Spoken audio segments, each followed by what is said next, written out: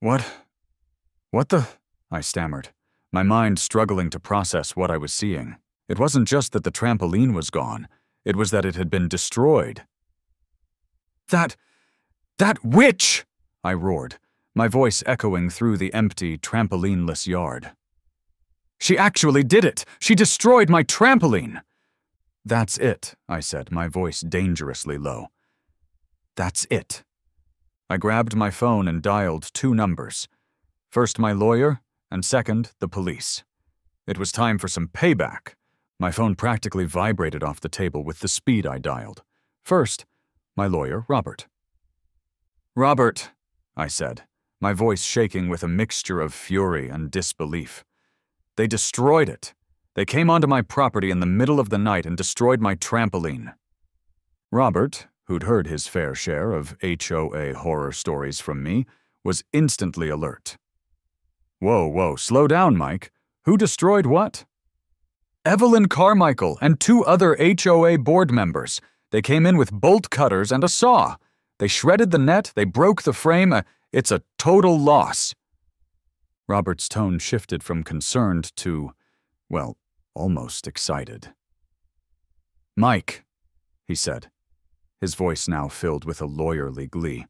This is gold, pure gold. They trespassed. They destroyed private property. They vandalized. This is a slam dunk. We're not just talking about HOA fines here. We're talking about criminal charges. Criminal charges? I repeated, a slow smile spreading across my face. I'm a firm believer in the power of fun. I'm a dad, a husband, a software engineer by day, and a professional kid at heart by night, and on weekends. And my backyard? It's not just a yard, it's a playground. And the centerpiece of that playground, the pièce de résistance, the source of endless laughter and gravity-defying joy? Our trampoline. This wasn't some rickety, rusty old thing I picked up at a garage sale. Oh no. This was a top-of-the-line, Olympic-sized, okay, maybe not Olympic-sized, but it felt that way.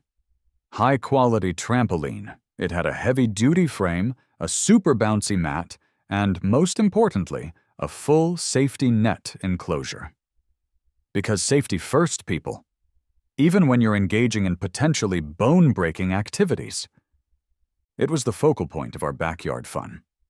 My kids, Lily and Tom, spent hours on that thing, bouncing, flipping, inventing elaborate trampoline games, and generally burning off enough energy to power a small city. The neighborhood kids were always over, too. It was like a magnet for laughter, a trampoline-shaped vortex of youthful exuberance. And then, it arrived. The letter.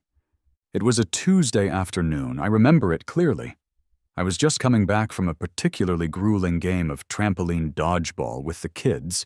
I lost, obviously. I'm old and slow. When I saw it. That dreaded, cream-colored envelope, lying there on my doorstep like a venomous snake, ready to strike. The Harmony Glades Homeowners Association logo was printed neatly in the corner, a symbol that instantly filled me with a sense of impending doom.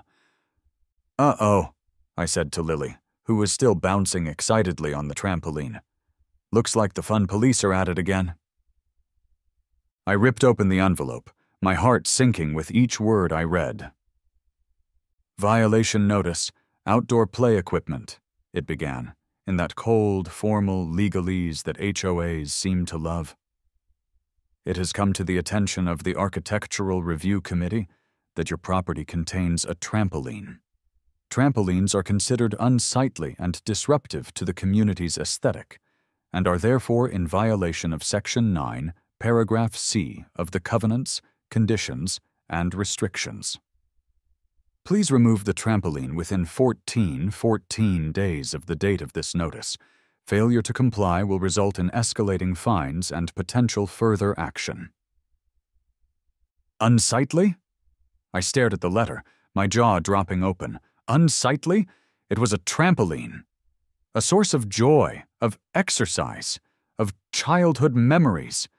What was unsightly about that? Were they expecting me to replace it with, I don't know, a perfectly manicured Zen garden? A beige statue of a lawn gnome?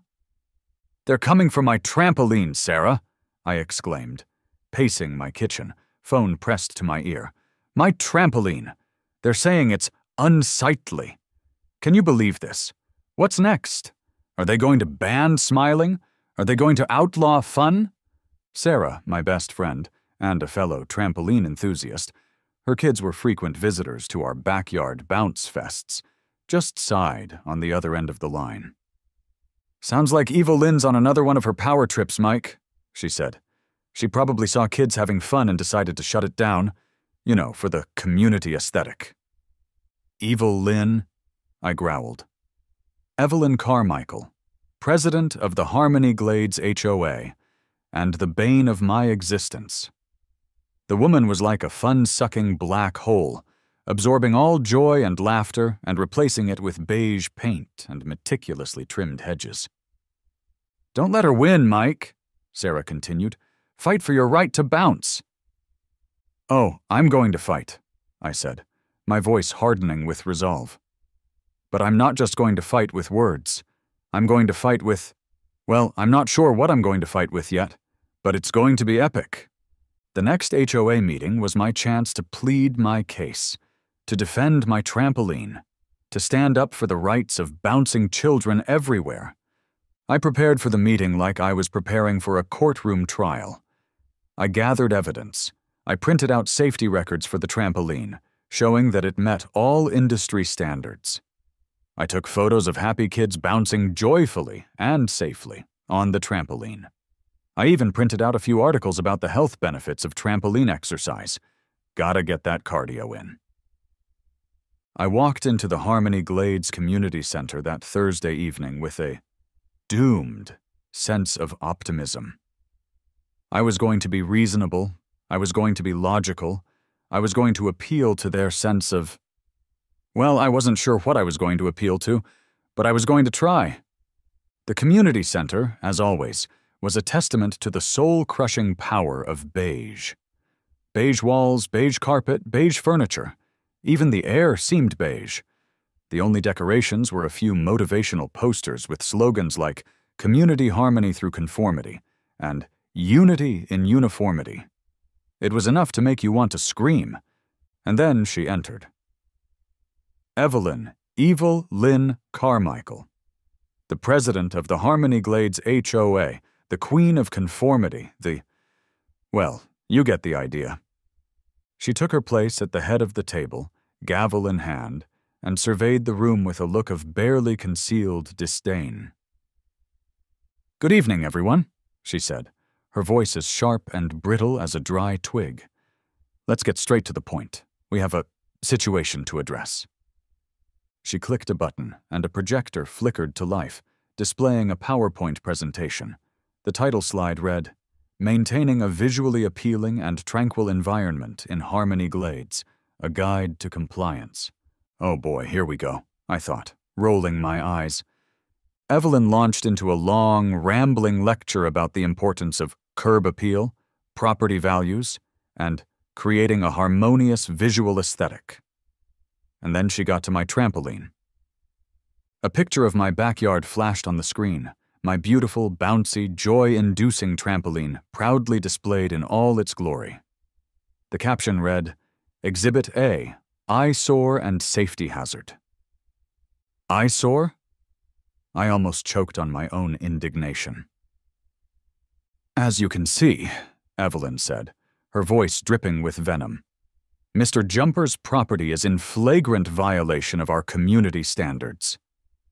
This trampoline," she said the word like it was a curse, "is dangerous. It attracts unruly behavior. It ruins property values. It's a blight on our otherwise perfect community."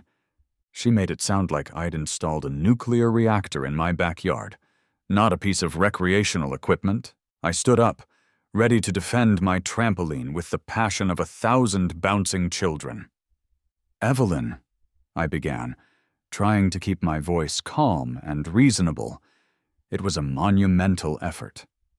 "With all due respect, the HOA rules don't explicitly ban trampolines. I've taken every safety precaution. It has a net, it's well maintained, and it's only used under adult supervision. I pointed out that other houses in the neighborhood had outdoor play sets, swimming pools, even basketball hoops. And besides, I added, it's fun. It's good exercise. The kids love it. I even, in a moment of desperation, offered to paint the trampoline frame beige to make it blend in with the, harmonious visual aesthetic of Harmony Glades. The offer fell on deaf ears. Or rather, on one deaf ear. The rest of the room seemed to be stifling giggles. Evelyn just stared at me, her expression unyielding, her lips pursed in a thin, disapproving line. "The rules are clear, Mr. Jumper," she said, her voice as cold as ice. "The trampoline is a violation. It must go. This isn't a playground. It's a residential community. We have standards." "Standards?" I retorted, my voice rising in frustration. "What standards?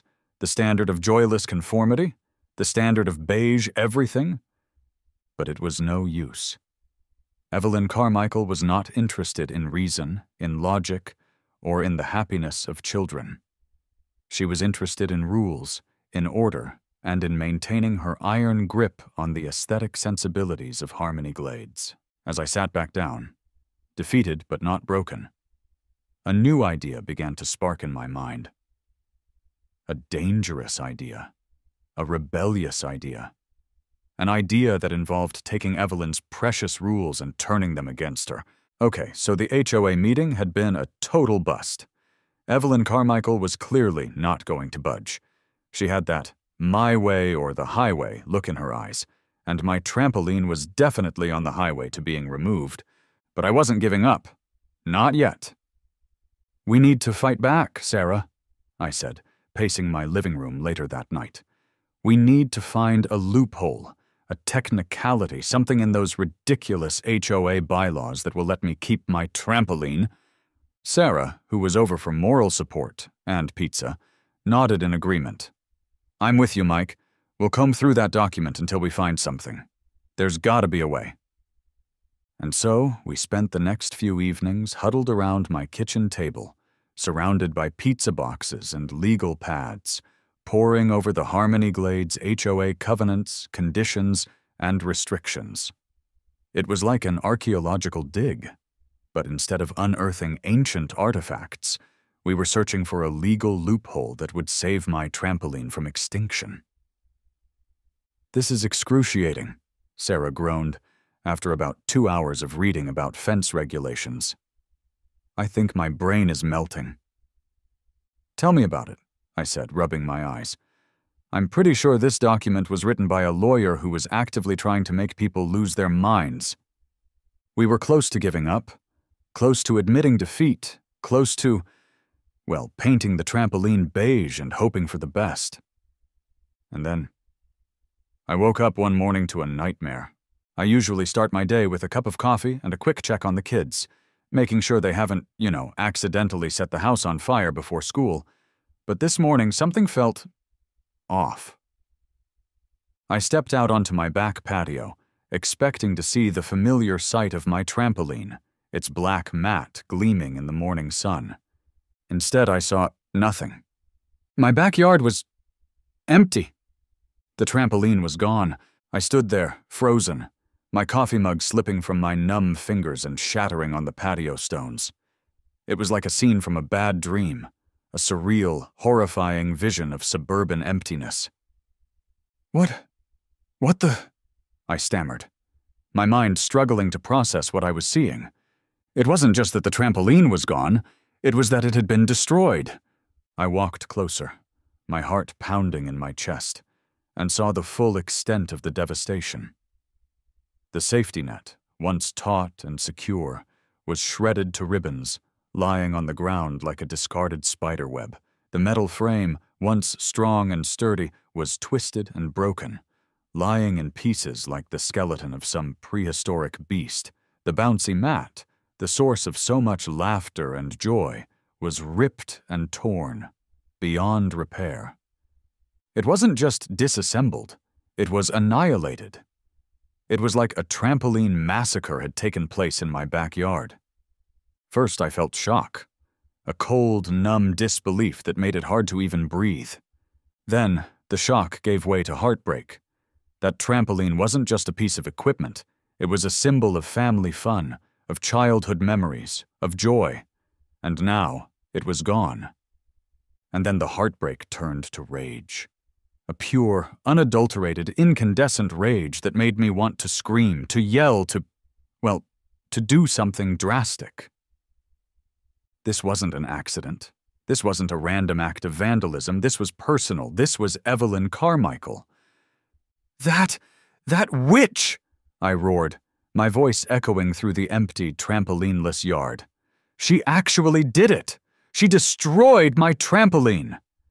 I remembered the security cameras I'd installed a while back, after a previous, less dramatic but still annoying HOA incident involving a rogue garden gnome that was deemed too whimsical for Harmony Glades. I sprinted inside, my hands shaking as I logged into my security system. I fast-forwarded through the footage from the previous night, my heart pounding with a mixture of dread and anticipation. And there it was, clear as day, captured in the cold, unforgiving infrared light of the security cameras, was the evidence of Evelyn Carmichael's treachery. It showed a group of figures, 3 in total, sneaking into my backyard around 2 a.m. And leading the charge, her face illuminated by the moonlight, her expression a mask of grim determination, was Evelyn Carmichael herself. She was accompanied by 2 other HOA board members, looking like reluctant accomplices in a bizarre suburban crime. They were carrying bolt cutters, a power saw, and was that spray paint? I watched, my blood boiling, as they systematically dismantled and destroyed my trampoline. They cut through the safety net. They sawed through the metal frame. They ripped the mat to shreds. They worked with a ruthless efficiency, like a team of demolition experts. But instead of demolishing a building, they were demolishing fun. And then, as if to add insult to injury, one of the board members, a weaselly-looking guy I recognized as Harold from accounting, pulled out a can of spray paint and in large, sloppy letters wrote, "No trampolines," on a piece of the leftover frame. "That's it," I said, my voice dangerously low. "That's it." I grabbed my phone and dialed 2 numbers. First my lawyer, and second, the police. It was time for some payback. My phone practically vibrated off the table with the speed I dialed. First, my lawyer, Robert. "Robert," I said, my voice shaking with a mixture of fury and disbelief. "They destroyed it. They came onto my property in the middle of the night and destroyed my trampoline." Robert, who'd heard his fair share of HOA horror stories from me, was instantly alert. Whoa, slow down, Mike. Who destroyed what?" "Evelyn Carmichael and 2 other HOA board members. They came in with bolt cutters and a saw. They shredded the net, they broke the frame, and it's a total loss." There was a pause on the other end of the line, and then I heard Robert let out a low whistle. "They did what? Are you serious? Do you have proof?" "Damn right I have proof," I said. "Security camera footage, crystal clear.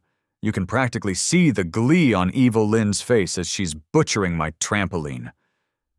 Robert's tone shifted from concerned to, well, almost excited. "Mike," he said, his voice now filled with a lawyerly glee, "this is gold, pure gold. They trespassed. They destroyed private property. They vandalized. This is a slam dunk. We're not just talking about HOA fines here. We're talking about criminal charges." "Criminal charges," I repeated, a slow smile spreading across my face. "Oh yeah," Robert said. "Trespassing, property damage, possibly even conspiracy. We're going to sue them, Mike. We're going to sue the pants off of them. And the HOA. We're going to make them pay for every single broken spring, every shredded piece of netting, every ounce of fun they stole from you and your kids." "I like the sound of that," I said, feeling a surge of vindictive satisfaction. "Let's do it." But listen, Mike, Robert added, his voice turning serious again. Don't engage with Evelyn or anyone from the HOA. Don't talk to them. Don't email them. Don't even look at them. Let me handle all communication. This is a legal matter now, and we don't want to give them any ammunition. Got it? I said. Radio silence. Except... I paused. Except maybe for a little non-verbal communication. I have a few ideas brewing. Next, I call the police, and they arrive within 30 minutes. I show the officers, a young, eager one named Officer Ramirez, and a more seasoned, seen-it-all one named Officer Davis, the remains of my trampoline. Well, that's thorough, Officer Davis said, surveying the scene with a raised eyebrow. Looks like someone really didn't like your trampoline. Tell me about it, I said grimly. I showed them the security camera footage. They watched in silence as Evelyn and her cronies carried out their midnight massacre. Officer Ramirez shook her head in disbelief. Wow! This is blatant vandalism, Mr. Jumper, and trespassing. We'll definitely be pressing charges. Officer Davis nodded. We'll need to interview the HOA board members, get their statements. But based on this footage, he tapped the screen, it looks pretty open and shut. They're in a lot of trouble. Good, I said, my voice still tight with anger. They deserve it. They can't just go around destroying people's property because they don't like trampolines. We'll keep you updated, Mr. Jumper, Officer Davis said. But I think you can rest assured justice will be served. Justice. Yeah, that sounded good. But justice wasn't enough. I wanted revenge.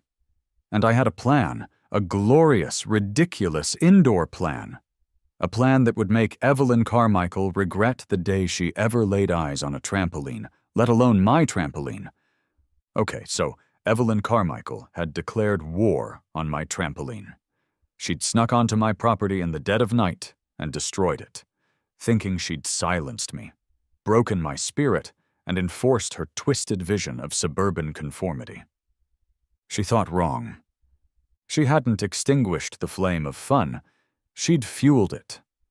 She'd turned a backyard trampoline enthusiast into a man with a plan. A crazy plan, a glorious plan. A plan that involved turning my garage into the most epic indoor gym the world had ever seen. She wants to ban trampolines, huh? I muttered, pacing my living room, my mind buzzing with ideas. Fine, I'll just take the bouncing inside, where she can't touch it. But I wasn't just thinking about putting a small trampoline in the corner of a room. Oh no, that would be too easy. Too normal. I was thinking bigger, much bigger. I was thinking about creating a full-blown indoor recreation zone, a space dedicated to fun, to fitness, to bouncing, to climbing, to everything Evelyn Carmichael hated. It would be a place where my kids, and let's be honest, me, could play, exercise, and generally let loose all year round, completely out of reach of the HOA's tyrannical grasp. It's time to go full Willy Wonka, I said to myself, a grin spreading across my face. But instead of a chocolate factory, it's a fun factory. The garage. It was the perfect space. A 2-car garage attached to the house, currently filled with the usual assortment of tools, sporting equipment, and boxes of junk I'd been meaning to sort through for years. It was a blank canvas, a concrete box just waiting to be transformed into a playground. I started sketching plans, my imagination running wild. Forget just a trampoline. I was thinking multiple trampolines, a trampoline floor even, and a rock climbing wall, and a foam pit, and, why not, a zip line? This is going to be epic, I said to Mittens, my cat, who was watching me with a mixture of amusement and concern. Epic and completely HOA-proof. The next few days were a blur of activity. I contacted contractors, got quotes, and started the surprisingly complicated process of getting the necessary permits. So, you're converting your garage into a gym? The city inspector asked, looking at my plans with a raised eyebrow. A private indoor recreation space, I corrected him with a smile. For fitness and family fun. And this trampoline floor, he continued, pointing to the diagram, it's in-ground? Yep, I said. Flush with the floor, maximum bounce, minimum HOA visibility. The inspector chuckled. All right, Mr. Jumper, just make sure everything's up to code, and try not to break anything. With the permits secured and a hefty bribe of homemade cookies for the city inspector, the transformation began. First, the garage had to be gutted. I spent a weekend clearing out all the accumulated junk, selling what I could, donating the rest, and generally making space for the awesomeness that was to come. Then, the contractors arrived. They reinforced the concrete floor, installed extra support beams, and started padding the walls with thick, safety-approved foam. This is quite a project, Mr. Jumper, one of the contractors said, shaking his head in amazement. What exactly are you planning to do in here? Let's just say I'm taking indoor recreation to a whole new level, I replied, with a wink. And then, the pièce de résistance arrived, the trampoline floor. This wasn't just some small, circular trampoline. This was a custom-built, spring-loaded, in-ground trampoline system that took up almost the entire floor space of the garage. It was massive. It was bouncy. It was a trampoline lover's dream come true. The installation was a sight to behold. They had to excavate a large section of the garage floor, build a reinforced frame, and then carefully install the trampoline mat and springs.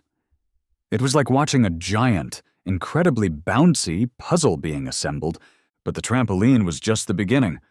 I wasn't stopping there. I had a rock-climbing wall installed on one of the garage walls, complete with colorful handholds and a thick crash mat at the bottom. I had a foam pit built in another corner, a giant, soft, inviting space for practicing flips, tricks, and generally defying gravity. And then, because why not, I had a mini zip line installed, running from one end of the garage to the other. It wasn't exactly a high-speed, adrenaline-pumping zip line, but it was enough to give you a little thrill as you soared safely across the room. It was incredible. It was insane. It was a playground for kids and adults alike. It was the ultimate indoor fun zone. And of course, I couldn't resist adding one final, glorious, petty touch. I commissioned a custom-made neon sign, bright and bold, to hang above the garage door, which, of course, I'd replaced with a more discreet roll-up door. The sign read, in glowing pink letters, Evil Lynn's Playhouse. Because, let's be honest, what's a good revenge project without a little bit of name-calling? It was the perfect finishing touch, a constant reminder of the woman who had inadvertently inspired this whole crazy, wonderful creation. My garage was no longer just a garage. It was a statement. It was a rebellion. It was Evil Lynn's Playhouse. And it was ready for action. The indoor gym was complete, and it was magnificent. My two-car garage, once a repository for dusty tools and forgotten sporting equipment, had been transformed into a palace of play, a monument to fun, a giant, neon-lit screw you to Evelyn Carmichael and her joyless reign of terror. The trampoline floor was the centerpiece, a vast expanse of bouncy goodness that took up almost the entire space. The rock-climbing wall, with its colorful handholds, beckoned climbers of all ages. The foam pit was an invitation to jump, flip, and generally defy gravity without fear of injury. And the mini zip line, while not exactly a death-defying feat of engineering, provided a satisfying little thrill as you zoomed across the room. It was a kid's dream come true, and if I'm being honest, it was my dream come true too. The neighborhood kids were, predictably, ecstatic. Word of Evil Lynn's Playhouse, the name had stuck, much to my delight. spread like wildfire through Harmony Glades. My house became the most popular place in the neighborhood, a constant hub of activity, laughter, and the satisfying thump-thump-thump of bouncing bodies. I even started hosting open gym nights, inviting families from around the neighborhood to come and enjoy the facilities, for a small, suggested donation, of course. Gotta recoup those construction costs. And then, it happened. Evelyn saw it. I'd been waiting for this moment, anticipating it with a mixture of dread and gleeful anticipation. I knew she'd drive by eventually. She couldn't resist. And sure enough, one sunny afternoon, I saw her car, a pristine beige, of course, sedan, slowly approaching my house. She stopped, her car idling in the street, and just stared. Her mouth was agape, her eyes were bulging, her face was a mixture of horror, disbelief, and pure, unadulterated rage. It was like she'd just witnessed the apocalypse, but instead of fire and brimstone, it was trampolines and foam pits. She sat there for a full minute, just staring, before finally slamming her car door and storming up my driveway, her heels clicking angrily on the pavement, her beige pantsuit practically vibrating with indignation. "What is this?" she screamed, her voice shrill enough to shatter glass, pointing a trembling finger at my garage, at the neon, evil Lynn's Playhouse sign that glowed mockingly above the entrance. "What have you done?" I, meanwhile, was prepared. I was standing in my driveway, wearing my workout clothes, because, you know, gym, a sweatband around my forehead, and a smug grin plastered on my face. "Oh, this Evelyn?" I said, my voice calm and even, the picture of innocent suburban dadness. "This is my new indoor recreation space. I decided to take up fitness. You know, health and wellness, very important." I gestured towards the open garage door, inviting her to take a closer look. It's a residential wellness facility, if you will. Perfectly legal, completely compliant with all city ordinances, and most importantly, entirely outside of your jurisdiction. Evelyn sputtered, her face turning a shade of purple that I'd previously only seen on eggplants. This is outrageous!" she exclaimed. "This is a travesty. You've turned your garage into a circus. A playground. It's... Actually," I corrected her with mock politeness, "it's more of a gymnasium. And as I said, it's inside my house, which means, according to the Harmony Glades HOA covenants, conditions and restrictions, Section 15, Paragraph D, you have absolutely no say in the matter. So unless you have a warrant..." I trailed off, letting the implication hang in the air. I then reached into a small cooler I'd placed strategically by the door and pulled out a protein bar. "Care for one, Evelyn?" I offered, holding it out to her. "It's no fun flavor. I think you'll love it." Evelyn just stared at me, speechless, defeated. She looked like she wanted to scream, to yell, to tear down the neon sign with her bare hands. But she couldn't. Because I'd played by the rules. They're ridiculous rules. But still. And I'd won. Predictably, Evelyn's next move was to call an emergency HOA meeting. She was going to ban indoor gyms. She was going to change the rules. She was going to try something. The emergency meeting, however, was the beginning of the end for her. Evelyn and her cronies were arrested and charged with criminal trespassing and vandalism, a direct consequence of their midnight trampoline raid. The security camera footage, my unwavering testimony, and the corroborating statements from the neighbors had sealed their fate. The HOA, meanwhile, was facing a massive lawsuit. My lawyer was going for the jugular, seeking damages for the destroyed trampoline, legal fees, and, of course, emotional distress caused by the whole ordeal. The HOA's insurance company was not happy. A judge, in a preliminary hearing, issued a ruling that effectively neutered the Harmony Glades HOA. He declared that they could no longer impose fines or enforce any of their aesthetic rules without proper due process, a full hearing, and most importantly, evidence of actual harm. Evelyn, facing criminal charges, a massive lawsuit, and the utter collapse of her authority, was removed from the HOA board. She put her house up for sale and, rumor had it, moved to a remote island with no electricity, no trampolines, and presumably no HOAs. My house, with its evil Lynn's Playhouse sign, became a sort of local legend, a symbol of rebellion against petty tyranny and a testament to the power of creative rule-bending. Then one day, a moving truck showed up and a new family moved in.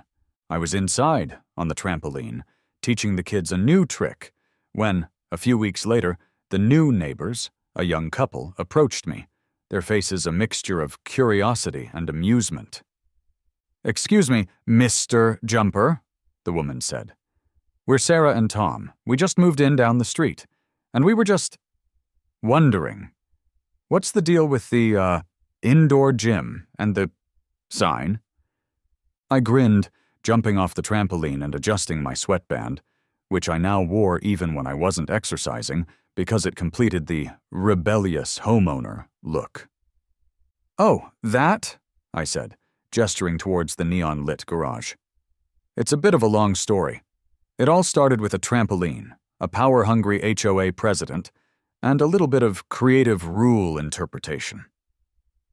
I proceeded to tell them the whole saga, from the first violation notice to the trampoline massacre, to the construction of evil Lynn's Playhouse, to Evelyn's ultimate downfall. They listened, their eyes widening with each twist and turn, their laughter growing louder with each increasingly absurd detail. "That's incredible," Tom said, shaking his head in amazement. "You actually did all that?" "Every bit of it," I said proudly. "Well," Sarah said, smiling, "welcome to the neighborhood. We're glad to have you. And your gym." "Thanks," I said. "And if you ever need a place to bounce, you know where to find me." I look around at my creation, thinking of offering classes. How to fight your HOA and win workshops. I am sure there is a market for it.